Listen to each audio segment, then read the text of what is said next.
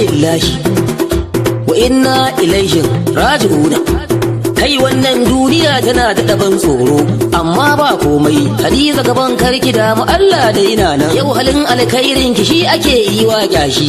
Kowanne kadangare ya ce zai lazaki. Kawai dan an faɗi takara a zamo gyare sai kan karar tsiya kamar wani dan shayi. Hadiza gaban sha zaman ki karfa ki ma da mu daukaka dai Allah ya baki ba wani kato ba. Taimakon talakawa Hadiza karfa ki daina. Dan ganin azumi ya taho ake san a tsare ki. Ai waɗanda kike taimako a bar su cikin damuwa a gansu suna jan ido kamar tsohon jaki duk suna faman tagumi kamar tsoho na haɓu. Hadiza gaban taimako kike yi mai shaida inda har ba kya san yabo domin Allah kike amma fa tumbule ki kowa ya zaga su naga sun dauko ganga naga diya ya haje kamar mai ciwon haki mai siffan muciya ke ma yar fim ce sai wata fuska fi yau ikurma na gyanda duk ta yi kabe kamar bandar kwado.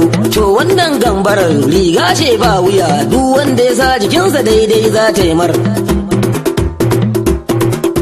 Yana ta faɗin wai Hadiza ce bakin haure to manufa ba kuwa yake so ya faɗa mata. Ni abin ya ban dariya mai siffar kunkuru ya ce wa wani bako duk faɗin duniya faɗan waye ɗan gari kowa bako ne. Ran da ka zo duniya zane aka kunshe ka ana bakon duniya ilahu ya raya ka. In kuma ƙarya nake ya tambayi danginsa yo wata kilsa faɗi ya ce masu ya yarda.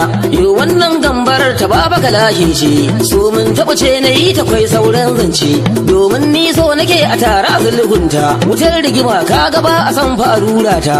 Kai dan Allah a dai ba koma gefe guda dan zan faɗi gaskiya kake so ka hana ni sai rinza ido kake kaman bebe na tumu. Allah sarki a dai ba mai daure ka. Hadiza gaban kaga dole ne fa mu kare ta.